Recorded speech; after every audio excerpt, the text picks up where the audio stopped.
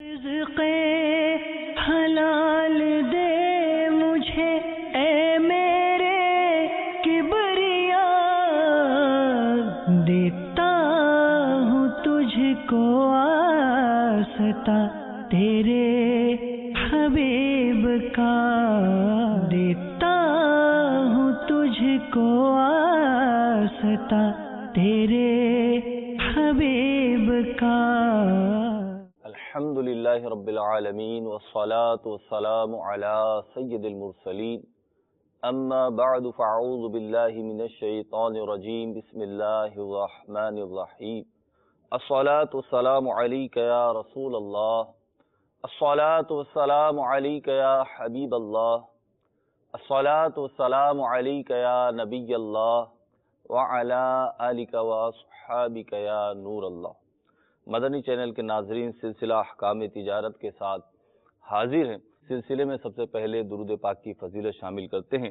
نبی کریم رؤوف رحیم صلی اللہ علیہ وسلم کا فرمان ذی شان ہے، مسلمان جب تک مجھ پر درود پاک پڑھتا رہتا ہے، فرشتے اس پر رحمت بھیجتے رہتے ہیں۔ اب بندے کی مرضی ہے کم پڑھے یا زیادہ۔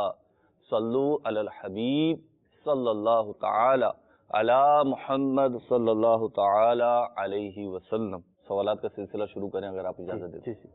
تو ہمارے سوشل میڈیا پہ بھی ایک آپشن دیا گیا تھا کہ آپ مفتی صاحب سے سوال کر سکتے ہیں انشاءاللہ عز و جل۔ آپ جو سوالات کریں گے ان میں سے ایک یا دو منتخب سوالات انشاءاللہ سلسلے میں شامل کیے جائیں گے۔ تو ہمارے عبدالصمد محمد علی بھائی ہیں، انہوں نے مفتی صاحب ایک سوال کیا ہے کہ سوشل میڈیا پہ کیا ہے انہوں نے سوال کہ مولوی اور مولانا کے معنی کیا ہیں؟ الحمدللہ رب العالمین والصلاة والسلام علی سید الانبیاء والمرسلین، اما بعد فاعوذ باللہ من الشیطان الرجیم، بسم اللہ الرحمن الرحیم۔ چونکہ یہ الفاظ اردو کے نہیں ہیں اس لیے ان کے معنی لوگ نہیں جانتے، اور بہت سارے الفاظ ایسے ہوتے ہیں جو دن رات سنتے رہتے ہیں، ان کے معنی سے واقفیت نہیں ہوتی، اور معنی سے واقفیت ہونا بعض اوقات ضروری بھی نہیں ہوتا، لیکن انسان سمجھ رہا ہوتا ہے کہ اس لفظ کا مصداق کون ہے۔ سر میں وضاحت کر دوں، لفظ مولوی جو ہے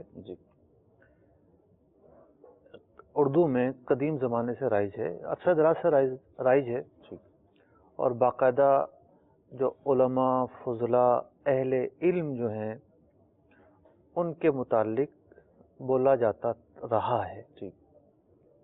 اب اس لفظ کا استعمال کم ہو گیا ہے، لیکن اگر آپ فتاوی رضویہ پڑھیں یا اور اس سے پہلے کی اردو میں لکھی ہوئی کتابیں پڑھیں تو نامی گرامی افراد کو مولوی کے نام سے موسوم کیے جانے پر مختلف عبارتیں آپ کو ملیں گی، یعنی بطور کلمہ تعظیم استعمال ہوتا ہے۔ بالکل کلمہ تعظیم کے لیے استعمال ہوتا ہے، اہل علم کے لیے استعمال ہوتا ہے، اور باقاعدہ جو ہے وہ پہلے درس نظامی سے فارغ ہونے والے یعنی درس نظامی کی تکمیل کرنے والے کو مولوی فاضل کہتے تھے کہ مولوی فاضل کی ڈگری حاصل کی ہے۔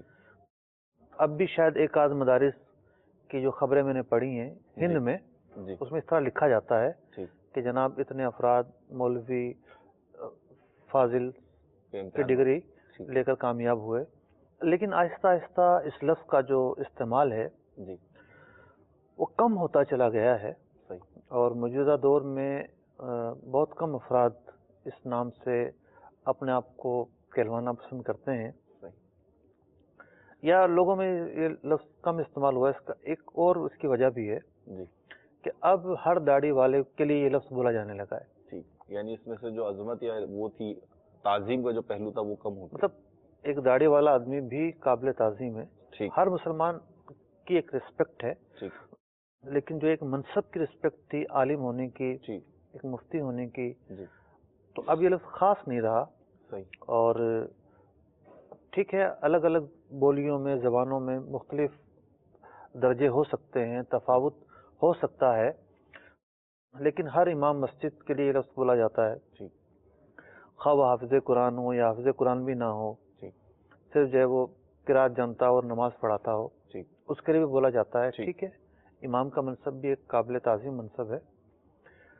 تو یوں یہ ہے کہ دینی حلقوں کے لیے یہ لفظ بولا جاتا ہے, اور اس لفظ کا مذاق اڑانا ہرگز جائز نہیں ہے.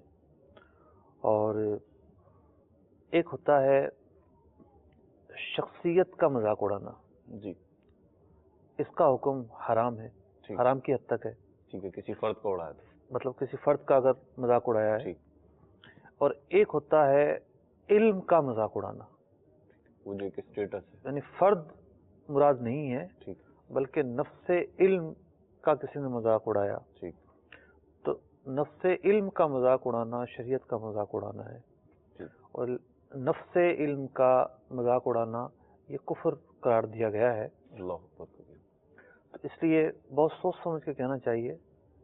اور اس لفظ کے حوالے سے مجھے یاد پڑتا ہے شیخ طریقت امیر اہل سنت نے غیبت کے تعلق سے بھی گفتگو کی ہے. جی, غیبت کی تباکاری میں اس طرح کہنا کہ جناب یہ تو مولوی ہے, تو یوں ہے. جی. تو یہ الفاظ بھی جو ہے وہ ایسے نہیں ہے کہ جو بولے جائیں, مطلب ایک مذمتی پیرائے میں بولے جائیں, ہرگز جائز نہیں ہے. لفظ مولانا ہے, مولانا کا جو لفظی معنی ہے وہ ہے ہمارے آقا, ہمارے سردار. اور یہ لفظ عام ہے, انتا مولانا اللہ تعالیٰ کے لیے بولا گیا ہے, رسول اکرم صلی اللہ تعالیٰ علیہ وسلم کے متعلق بھی بولا گیا ہے.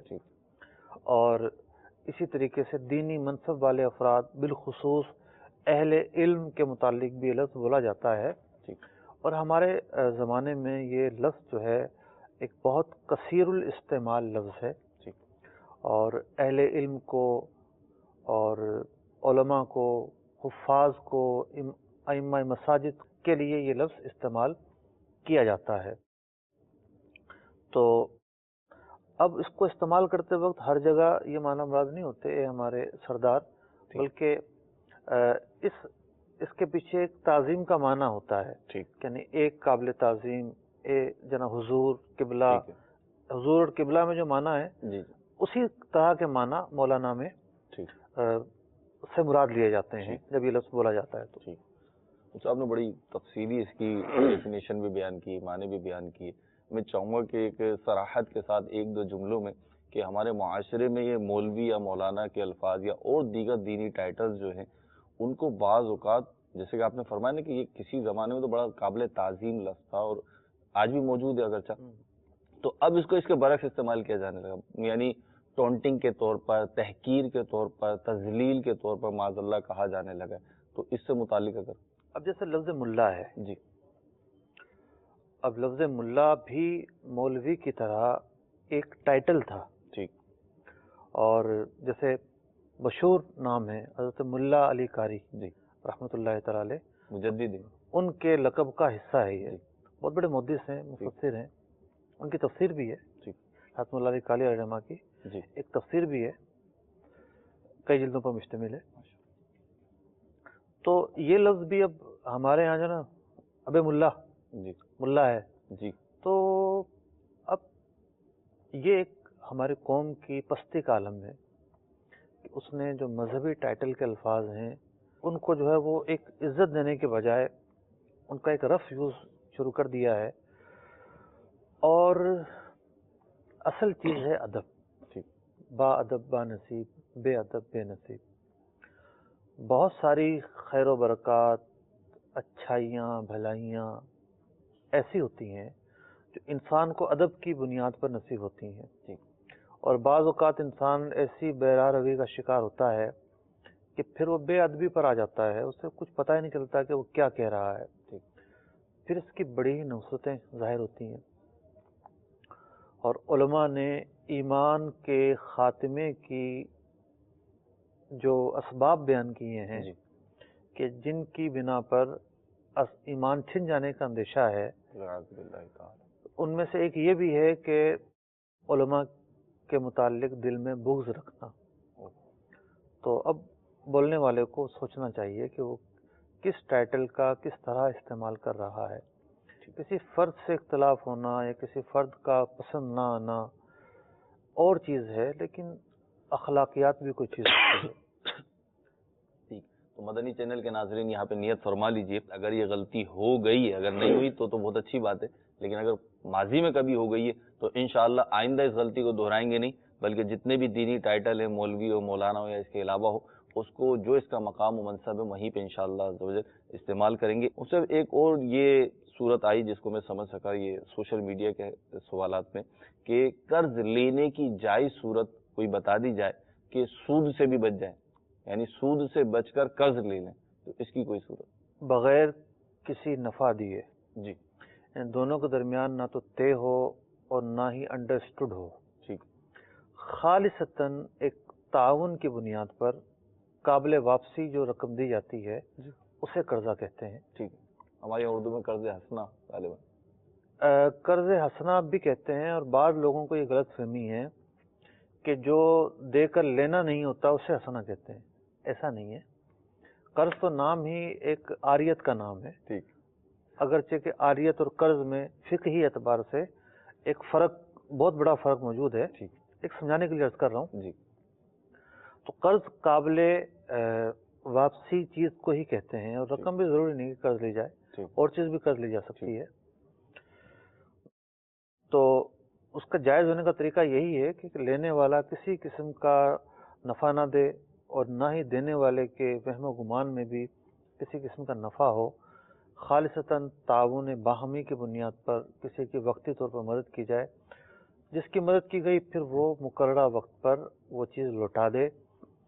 اور ٹھیک ہے، بعض اوقات سود تو نہیں ہوتا، لیکن جو قرض دینے والا ہوتا ہے اسے بڑی پریشانی اور خفت کا مظاہرہ کرنا پڑتا ہے، قرض دینے والے کو، یعنی اس لین دین کے اندر ناجائز ہونے کا پہلو صرف سود ہی نہیں ہے۔ ٹھیک ہے، اگر قرضہ لینے والا قرضہ لے کر لٹا ہی نہیں رہا، ٹھیک ہے، دینے پر قادر ہے، ٹھیک، ادا ہی نہیں کر رہا، تب بھی تو وہ گناہ گار ہوگا۔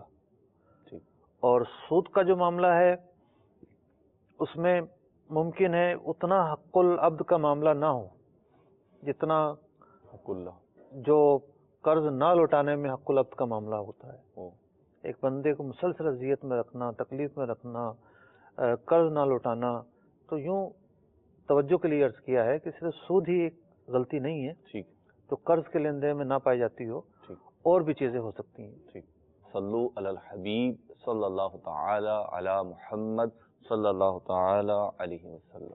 حضور میں پشاور سے بول رہا ہوں، رضوان میرا نام ہے، اور میں یہ پوچھنا چاہتا ہوں کہ میرے پاس ایک گاہک آتا ہے اور وہ مجھ سے جوڑا سلواتا ہے، تو وہ اس کی جس ٹائم وہ مجھے جوڑا دے کر جاتا ہے اس ٹائم فرض کرے 300 روپے سلائی ہے، اور اگر 2 سال کے بعد وہ جوڑا واپس لینا آتا ہے تو اس وقت سلائی 500 ہو سکتی ہوتی ہے، تو میں اس سے کتنے پیسے لوں؟ اگر میں اس کے وقت ابھی آج کے وقت کے مطابق پیسے لوں تو یہ کیا حلال ہے یا حرام ہے؟ ٹھیک ہے جی، بڑا دلچسپ اور انوکھا سا سوال ہے رضوان بھائی آپ کا۔ غالباً درزی کا کام ہے، کپڑا سلوایا اور 300 مزدوری دیتی، 500 پھر ہو گئے بعد۔ دیکھیے بڑا آسان سوال ہے، 2 سال کا پیریڈ ہے بیچ میں۔ نہیں، اصل میں لین دین کا جب بھی معاملہ ہوتا ہے جی اصل چیز ہے سبب۔ ٹھیک، سبب کیا ہے؟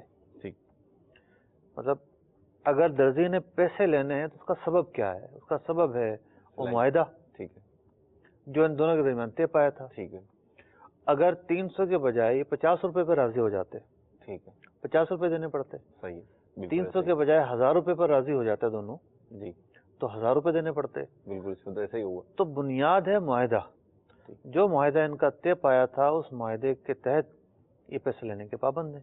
ٹھیک ہے، تو معاہدے میں اگر 300 روپے تھے، اگرچہ کہ وہ سوٹ 2 سال بعد لینے آیا ہے، اب غالباً ان کے اس سوال کا سے کوئی بھی پس منظر ہو سکتا ہے، جی لیکن اس سے اس معاہدے کے اندر جو طے پایا تھا وہ تو نہیں بڑھ جائے گا نا۔ مطلب انہوں نے سنبھال کے رکھا ہے، نہیں سوال کا جو میں سمجھ سکا ہوں کہ وہ جو بیان کر رہے ہیں، ایک تو 2 سال سنبھالا ہے، پھر 300 روپے کی جو مزدوری اس وقت ملنی تھی انہیں، تو اب یہ آ رہے ہیں 2 سال کے بعد، جبکہ مہنگائی ہو چکی ہے، ریٹس بڑھ چکے اصل میں دیکھیں معاملہ کیا ہے، معاملہ یہ ہے کہ جب انہوں نے کام کر دیا، کوئی بھی مزدور جب کام کرتا ہے ہیں جی تو کام مکمل کرنے پر وہ اجرت کا مستحق ہو جاتا ہے، ٹھیک، خاص طور پر اجرتی کام کرنے والا، ٹھیک، ایک تو تھا تنخواہ پر کام کرنے والا، تو وہ تو مہینہ گزرے گا ٹھیک، مستحق ہو جائے گا۔ ٹھیک، پیچھے دونوں ایک کرم فرما نے سوالات کیے اس طرح کے کہ ایک آدمی ہے وہ मजदूरी करता है, मतलब नौकरी करता है, उसका सेठ उसे तनख्वाह नहीं देता, मतलब किस्तों में देता है। ठीक है, अगर 10,000 रुपये बने हैं तो वो रुला रुला के देता है मार्केट 3,000 में। रुपये दे देगा, बाकी ठीक है, बकिया हो जाएंगे। तो मैंने अर्ज किया कि जब महीना पूरा हो गया तो सेठ पर उसकी तनख्वाह कर्ज हो गई। ठीक, अब वो लौटा रहा है तो ठीक है, लेकिन मिल्कियत तो साबित हो जाएगी। तो जब दर्जी ने मुआहदा कर लिया और काम पूरा कर दिया, ठीक, तो सामने वाले शख्स पर जिसके कपड़े थे ठीक, ये रकम कर्ज हो गई। ठीक, और कर्ज के अंदर कोई ये कहे कि जनाब एक आदमी पर मेरा कर्ज निकलता था, उसने 5 साल बाद लौटाया, ठीक, अब करेंसी की वैल्यू गिर चुकी है, लिहाजा मैं जो है वो उस हिसाब से लूंगा, तो इसकी शरन कोई हैसियत नहीं है। कर्ज जितना जिम्मे पर वाजिब हुआ था, जमाना गुजरने की बिना पर उसमें कोई इजाफा नहीं हो सकता। ठीक, जितना तय पाया था उतना ही लेंगे। इतना ही लेना पड़ेगा इनको। ठीक, जज़ाकल्लाह खैरा। 2 कॉज मजीद सिलसिले में शामिल करेंगे। मोहम्मद शहजाद अतारी जियाकोट। सवाल ये है कि हम दुकानदार हैं और यहाँ पर अक्सर व बेशतर चीज बेचने के लिए झूठ बोला जाता है, या जुबान से कह लें कि बन गया है, आज आई है, नई वैरायटी है।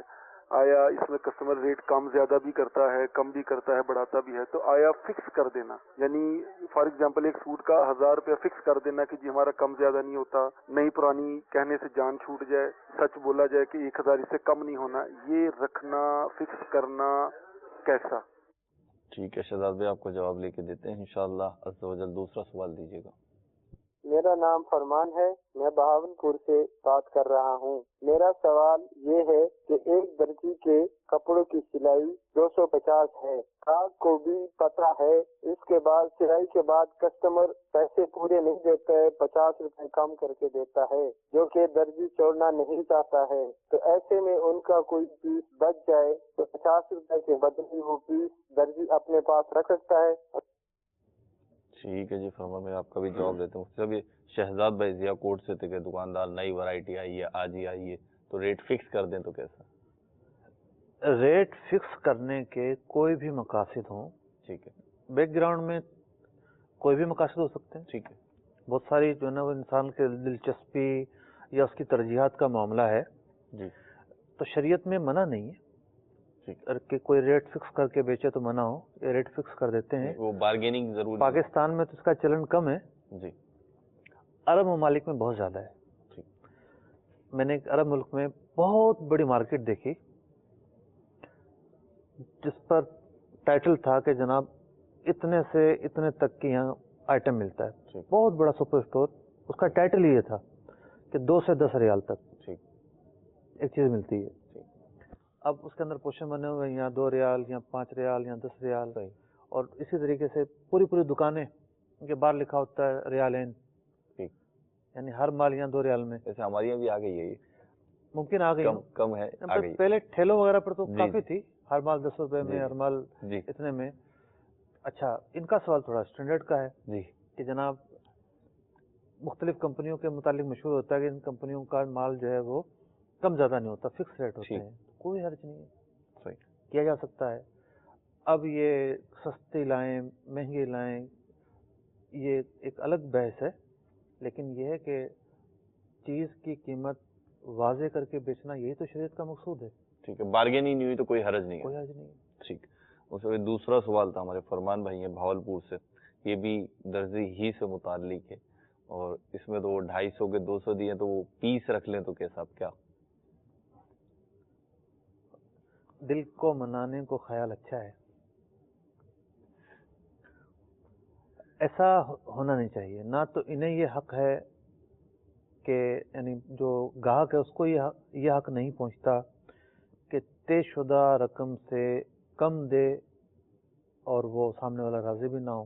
ठीक, हरगिज ऐसा करना जायज़ तो नहीं होगा। एक चीज जो इन्होंने बयान की कि बाकायदा तय नहीं हुई, लेकिन एक उर्फ है कि 250 रुपए ही का। नहीं, देखें ऐसा नहीं होगा। बाद लोगों की आदत होती है ठीक, तयशुदा माहदे में भी जाकर कम करवाना चाहते हैं। जी, तो मुमकिन है बिल्कुल 100% बार्गेनिंग होने के बाद 250 रुपये तय पाए हों, ठीक है, या पहले से पता हो या उसने लिख कर लगाया हो 250 जी, रुपये का रेट है, तो गाहक पर लाजिम है कि जो तय पाया है वो उसी की अदायगी करेगा। ठीक है, अगर बिल फर्ज वो नहीं करके जाता, बाज़ औक़ात होता है ऐसा कि दुकानदार देखता रह जाता है, गाहक उठाकर चीज़ चल देता है, चल लेता है। अब अगर दुकानदार ये कहे कि जनाब ठीक है, अगली मर्तबा में आएगा तो मैं ये रख लूँगा और वो रख लूँगा और फलां रख लूँगा, इससे एक माशरती तौर पर अबतरी फैलेगी। ठीक, एक जो है वो कहते हैं ना कानून हाथ में लेना, जी, उस तरह का मामला होगा। तो इस तरीके को इख्तियार ना किया जाए, ये मेरा मशवरा है, ठीक, क्योंकि इसमें शरई एहतियातें नहीं रख पाएंगे। ठीक, वो कपड़ा हो सकता है 200 रुपये का हो जो ये रख रहे हो, ठीक, 50 रुपये में, सही, तो इनके ऊपर तो उल्टा वबाल आ जाएगा ठीक, कि 200 रुपये का कपड़ा रख लिया 50 रुपये के बदले में। ठीक, तो ये दरवाज़ा ना ही खुले तो अच्छा है, और बहुत इसमें ख़तरात मौजूद हैं। बकायदा लिहाजा सराहत कर दे तो सही, अपनी रकम लें, सूट रख लें, जी, और अगर वो नहीं, ऐसा माहौल है कि वो देगा ही नहीं, तो दुकानदारी होती है समझौते की बुनियाद पर। ठीक, बाज़ औक़ात गाहक बनाने के लिए गाहक को कुछ सहूलत देनी पड़ती है। ठीक, अब ये दिल से भी राज़ी नहीं है, तो इनके पास दो रास्ते हैं, यानी तयशुदा रकम नहीं दे के जा रहा वो दुकानदार 1% भी राज़ी नहीं है, इनके पास दो रास्ते हैं, या तो अपना ये हक आखिरत में वसूल कर लें, या इस हक को अल्लाह की रज़ा के लिए माफ़ कर दें और अल्लाह तबारक व तआला की बारगाह से अजर व सवाब के मुस्तहिक हो जाएं। ये दो रास्ते हैं, तीसरा रास्ता तलाश ना करें। इन्हीं दो रास्तों में आफियत है। ये दो रास्ते तो पक्के हैं ना, जी, तीसरे रास्ते में गुंजाइश हो सकती है, ठीक, लेकिन ख़तरात बहुत ज़्यादा हैं। ठीक, माशाअल्लाह। उम्मीद है फरमान भाई आपका तफसीली जवाब मिल गया होगा, तशफ़ी हो गई होगी, हम उम्मीद करते हैं। जवाब तो मिल ही गया, तशफ़ी हो सकता है, उम्मीद हो गई हो। जी, बजा फरमाया आपने। दो कॉल्स और इंशाअल्लाह तो लेंगे, दो रिकॉर्ड हमारे पास। मेरा नाम मोहम्मद अदनान वहीद है। मेरा सवाल ये है कि अगर आपको कोई दोस्त सामान दे कि मेरी ये किताब वगैरह आपने बाजार से ला कर देनी है, और आप उसकी रकम लेकर चले जाएं बाजार से वो किताब खरीद लें, और उसमें से कुछ पैसे बच जाएं, और उस दोस्त ने आपके पैसे देने हो, आप वो पैसे उनमें से रख लें और उसको बताएं कि ये किताब इतने की आई है, और वो पैसे भी बीच में मिला दें कि इसने मेरे देने ही है, चलो ये मैं रख लेता हूँ, तो क्या ये जायज़ है या नहीं? पहले सवाल में जो हम बहस कर रहे थे, ये वैसा ही सवाल है, उसे बता कर रखें, उसे बता कर रखें कि जी ये किताब जो है ना वो आपने मंगवाई थी, 400 रुपये की आई है, 500 रुपये आपने दिए थे, और मेरे जो 100 रुपये आपकी तरफ निकलते थे वो मैंने रख लिए। ठीक, अब तो रख ही लिए तो वो कुछ बेचारा कर भी नहीं, वो मतलब कर नहीं पाएगा बेचारा, तो क्या कुछ कर नहीं पाएगा। अगर कर पाए या ना पाए, अगर ये बताते हैं तो ठीक है, ठीक, वरना मुश्किल होगी, ठीक, बहुत मुश्किल हो सकती है। ये तरीका इख्तियार ना किया जाए तो बेहतर है। ठीक है, एक मजीद कॉल दीजिएगा।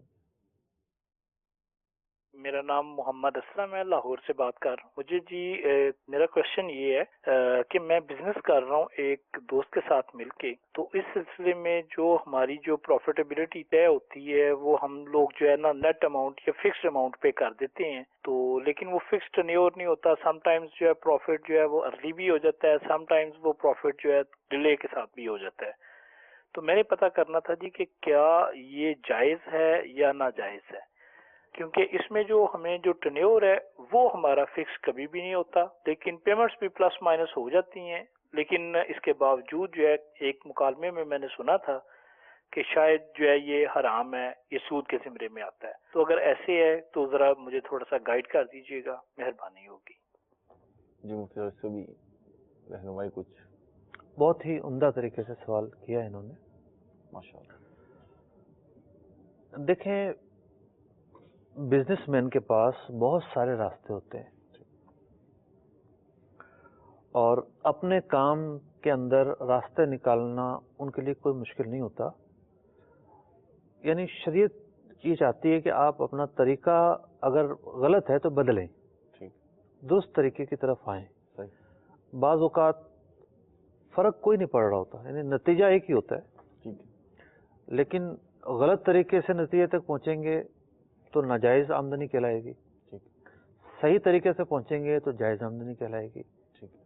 اب کسی کے ساتھ اگر پارٹنرشپ کی ہے تو پارٹنرشپ عارضی مدت کے لیے کی جائے تب بھی جائز، طویل مدت کے لیے کی جائے تب بھی جائز، پارٹنرشپ کی مدت معلوم نہ ہو تب بھی کوئی حرج نہیں.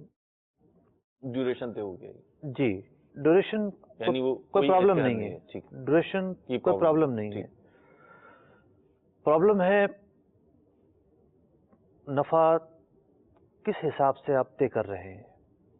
اگر کوئی اماؤنٹ کے حساب سے نفع طے کرتا ہے تو کہتا ہے کہ جی ہمارا نفع تو یقینی ہے، ہمارا نفع تو جناب ہمیں پتہ ہے اتنا آنا ہے تو ہم فکس اماؤنٹ طے کر رہے ہیں. تو کاروبار میں کبھی بھی ایک جیسا نہیں چلتا، کاروبار اپ ڈاؤن ہوتا رہتا ہے. یہ اس کا ایک حصہ ہے کاروبار کا. تو جب بھی کسی سے پارٹنرشپ کرنی ہے تو ہرگز اماؤنٹ کے اندر نفع فکس نہیں کرنا، بلکہ تناسب کے اندر نفع فکس کرنا ہے، پرسنٹیج کے اندر، کہ جناب اتنے پرسنٹیج آپ کا ہوگا، اتنا میرا ہوگا. پھر پارٹنرشپ کے دو موڈ ہیں. ایک یہ ہے کہ ان کی رقم ہو، دوسرے کی محنت ہو، یا دوسرے کی رقم ہو، ان کی محنت ہو. ایک طرف محنت ایک طرف رقم. جی، اسے مداربت کہتے ہیں. دوسرا موڈ یہ ہے کہ دونوں کی ہی رقمیں شامل ہیں، اسے شرکت کہتے ہیں یا شراکت کہتے ہیں. تو نفع طے کرنے کے حوالے سے اور کچھ مزید نتائج کے حوالے سے ان کے اندر کچھ تفصیل ہے. تو یہ تو یوں سمجھیں کہ پوری جو عمارت ہے اس میں سے ایک اینٹ ہے. ایک پہلو کا ہم نے جواب دیا ہے. پوری جو شراکت یا مداربت ایک پورا ماڈل ہے، اس کی ایک پوری عمارت ہے. اس میں سے ایک اینٹ کے متعلق انہوں نے پوچھا ہے. ابھی اس عمارت کے بہت سارے گوشوں تک رسائی حاصل کرنا باقی ہے، علمی رسائی، کہ جو آپ کے پورے کاروبار کو شریعت کے مطابق جائز قرار دے. لہذا اس حوالے سے تجارت کورس ہوا تھا کچھ سال پہلے. اس تجارت کورس کے اندر شرکت پر بھی بیانات ہوئے تھے، مداربت پر بھی ہوئے تھے. تو ان لیکچرز کو آپ سنیں اور کافی حد تک اس میں خلاصہ بیان کیا گیا ہے. اس کو سن کے مزید امید ہے آپ کے ذہن کلیئر ہوگا اور آپ کے جو سوالات ہیں اس کا جواب حاصل کرنے میں آپ کامیاب ہو پائیں گے. مجھ سے بھی لاہور کے ہیں، اگر یہ لاہور دارالفتہ بھی تشریف لے ہیں. جی، مرکز العلوم لاہور میں 2 دارالفتہ ہیں، ایک تو داتا دربار کے پاس ہے، دوسرا اشرا میں ہے. دونوں ہی جگہوں پہ جا سکتے ہیں اور مزید سوالات پوچھ سکتے ہیں. ٹھیک ہے جی، مزید سوالات ہمیں بھی دے دیے جائیں. 2 کالز ایک ساتھ دے دیں ہم، انشاءاللہ ان کے جوابات بالترتیب لے لیں گے. یاسر ندیم بات کر رہا ہوں جی، بہاولپور سے. مفتی صاحب، میرا سوال یہ ہے کہ ہم پراپرٹی انویسٹر کا کام کرتے ہیں یہاں پر، اور اس میں سم ٹائمز ہوتا ایسے ہے کہ ہمارے پاس کچھ لوگ آتے ہیں جنہیں رقم کی ضرورت ہوتی ہے. سچویشن کچھ اس طرح سے بنتی ہے کہ لیٹس سپوز ایک پراپرٹی کا کوئی مکان یا کوئی پلاٹ آیا جس کی ٹوٹل مارکیٹ ویلیو کی 1 کروڑ روپے کی ہے. اب اس 1 کروڑ روپے میں جو مالک ہے جو مکان خریدنا چاہ رہا ہے اس کو کوئی تھوڑے سے پیسے کم ہو رہے ہیں، اس کو لیٹس سپوز کہ اس کو کوئی 20 لاکھ روپے کم ہو رہا ہے. اب ہمارے پاس کوئی پارٹی آتی ہے کہ جناب مجھے 20 لاکھ روپے چاہیے یہ گھر خریدنے کے لیے، یہ پراپرٹی خریدنے کے لیے. اب جب وہ پارٹی ہمارے پاس آتی ہے تو ہم اس کو پیسہ نہیں دیتے، ہم اس کے ساتھ ایگریمنٹ کرتے ہیں. ہم اس کے ساتھ ان رائٹنگ ایگریمنٹ کر لیتے ہیں کہ بھائی 1 کروڑ روپے کی پراپرٹی ہے، 80 لاکھ روپے آپ کیا ہے، 20 لاکھ روپے کا شیئر ہمارا ہوگا. ہم ڈائریکٹ پیمنٹ کریں گے آپ کے سیلر، آپ کو پیسہ نہیں دیں گے. اس کے سیلر کو پیمنٹ ہو جاتی ہے اور اس کے ساتھ ایگریمنٹ ہو جاتا ہے کہ بھائی اس پراپرٹی میں ہم ڈائریکٹ پیمنٹ تمہارے سیلر کو کر کے 20% کے مالک بن جائے. مطلب پراپرٹی کے اندر شیئر 80-20% کا ہو گیا. 20 لاکھ روپے ہم نے پے کرنے سے اب میں 20% کا اس میں مالک. اور ہم یہ بھی طے کر لیتے ہیں کہ میں رجسٹری تمہارے نام کروا دوں گا، اس میں مجھے کوئی اعتراض نہیں ہوگا، مگر اس ایگریمنٹ کی روح سے میں 20% کا مالک ہوں اس کے اندر. اب ہم کیا کرتے ہیں، رجسٹری کے ٹائم پہ پیمنٹ مالک کو کروا کے رجسٹری سیلر کے نام کروا دیتے ہیں اور آن دا اسپاٹ ہم 20% کے مالک ہو جاتے ہیں. پھر جب 2, 2.5, 3, 4 ماہ بعد اس بندے کے پاس اتنی فرصت ہوتی ہے کہ وہ ہمارے پیسے میں ریٹرن کر سکے تو وہ हमसे हमारी प्रॉपर्टी जो 20% का मैं मालिक हूँ उसका वो मुझसे शेयर परचेज करने के लिए आता है। अब जब वो शेयर परचेज करने के लिए आता है तो मैं जो 20% जो एग्रीमेंट के रूप से मैं मालिक बन चुका था, मैं अपना वो शेयर उसको 22 लाख, 23 लाख, 24 लाख, 21 लाख जिसमें भी हमारा तय हो जाता है, मैं अपना 20% का शेयर उसको बेच देता हूँ। 2 महीने बाद, 1 महीने बाद, 3 महीने बाद, जो भी टाइम डिसाइड होता है। अब वो जो शेयर मैंने बेच दिया, अब उसके ऊपर जो मैंने प्रॉफिट कमाया इस तरीके से, ये सारे सिनेरियो मैंने आपको बताया, क्या ये सूद के ज़िम्मे में तो नहीं आएगा? ये हलाल है मेरे लिए? ठीक है जी, दूसरी कॉल ना दें अभी, दूसरी कॉल रोक लें आप। इतना तफसीली और इत्मीनान से सवाल किया है जी मुफ्ती साहब। अच्छा, बहुत ही सेंसिटिव सूरत हाल हो गई जी, और शायद इनको खुद को भी एहसास है क्योंकि इन्होंने भी एक जुमला बड़ा नहीं, सवाल का जो आगाज हुआ था और सवाल का जो पस मंजर बन रहा था तो बड़े काबिल तहसीन जज्बात थे मेरे दिल में, लेकिन आखिर में जो कैफियत आई है उससे वो कैफियत बदल गई है। चलिए आप जैसे इरशाद फरमाएं। बज़ाहिर ये तरीका इंतहाई खूबसूरत, इंतहाई शानदार, कोई बहम नहीं है, कोई इबाहम नहीं है, हर चीज़ क्लियर है,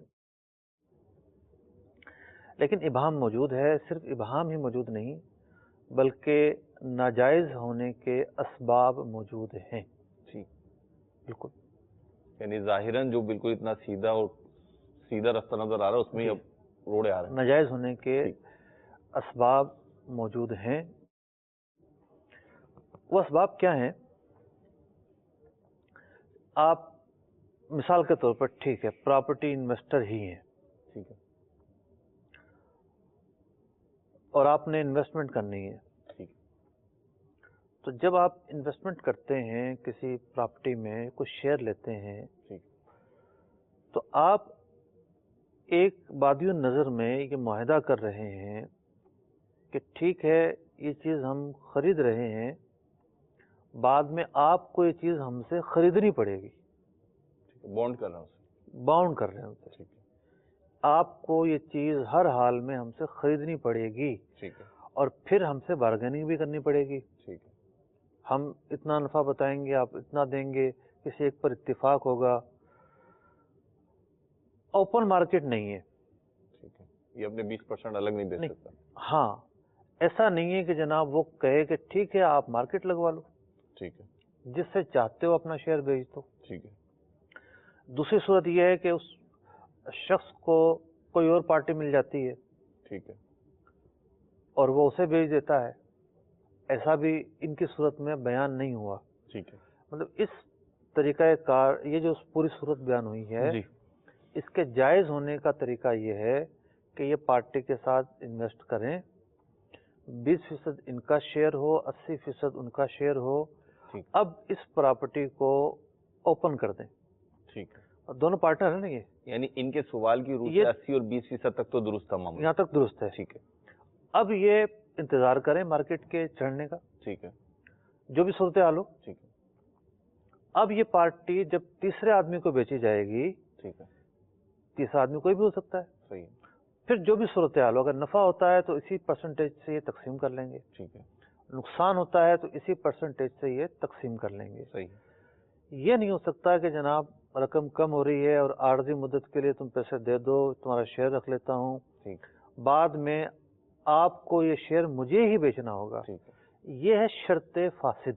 ठीक है, ये शर्त है, ये एक बाउंड करना है उसे, ठीक है, ये शर्त फासिद है, और इस शर्त फासिद के होते हुए इस तरीक़ाकार को जायज़ नहीं कहा जा सकता। ठीक है। दूसरा तरीका जायज़ है, ठीक है, उनके साथ इन्होंने पार्टनरशिप कर ली, अब ओपन मार्केट, किसी और को बेच रहे हैं, ठीक है, किसी और को बेच रहे हैं, जैसे मार्केट हुई वैसे रेट। ठीक है। अच्छा उसको एक तो ये है कि तीसरे फर्द को ये बेचें, बाकायदा बेचें, और दूसरा ये है ओपन मार्केट में हमने रखा है, ठीक है जी, हमने 1 करोड़ का खरीदा था, 80% और 20% शेयर थे, लेकिन अब जब हम अपने 80% अलग करना चाहेंगे या उसके 20% जुदा करना चाहेंगे तो हम ओपन मार्केट में रेट लगवा लें।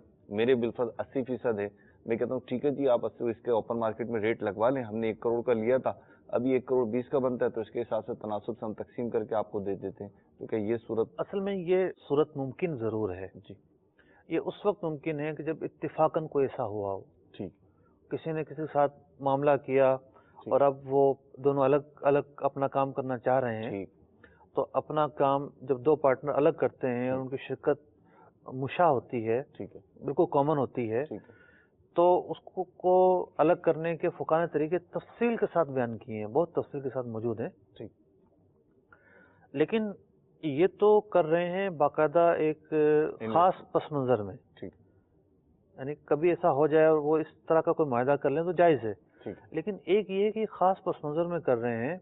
इस तरह के बाज़ इदारे करते हैं कि ये चीज़ मैं और आप मिलकर खरीदेंगे, ठीक, बाज़ इदारे करते हैं ऐसा जी, कि जनाब 60% आप मिलाइए, 40% आप मिलाइए, 60% इदारा मिलाएगा, उसके बाद आपको जो है वो खरीदना भी पड़ेगा, वो चीज़ आपको ही खरीदना पड़ेगी, बाहर कहीं और कोई नहीं खरीद सकता। तो कवानीन जो मिल्कियत हैं ये उसके खिलाफ है। हम जो दिन रात पढ़ते हैं, किताबें पढ़ाते हैं, हिदाया है, शामी है और इस तरह की किताबें हैं, इस सब के अंदर इस तरह के उमूर को शर्त फासिद करार दिया गया है। यानी एक ऐसी कंडीशन, शर्त फासिद क्या होती है जी? एक ऐसी कंडीशन के सौदा जिसका तकाजा ना करता हो, यानी सौदे का तकाजा ये है कि वो कहीं भी बेचा जा सकता है। ठीक है, मैं मालिक हूं, मैं कहीं पे भी बेचूं, या दोनों मिलके जो भी जैसा गाहक आएगा बेच दिया जाएगा। ठीक। अब आपने ये बाउंड कर लिया, नहीं जनाब मुझे ही बेचना पड़ेगा, ठीक, आपका शेयर मैं ही खरीदूंगा, दूसरा कोई शख्स नहीं खरीद सकता। ये एक ऐसी शर्त होगी जो शर्त फासिद कहलाएगी। ठीक, जज़ाकल्लाह मुफ्ती साहब। इतना तफसीली सवाल था, आपने भी माशाल्लाह इसको तफसीली ब्रीफ करके इसका जवाब इरशाद फरमाया है। मदनी चैनल के नाज़रीन, हमारे सिलसिले का वक्त ख़त्म हुआ। अल्लाह अज़्ज़ वजल हमें इल्म दीन हासिल करने और इस पर अमल करने की तौफीक अता फरमाए। सल्लु अलल हबीब सल्लल्लाहु तआला अला मुहम्मद सल्लल्लाहु तआला अलैहि वसल्लम। रिज़्क़े हलाल दे मुझे ए मेरे किबरिया, देता हूँ तुझको आस्ता तेरे हबीब का, देता हूँ तुझको आस्ता तेरे हबीब का।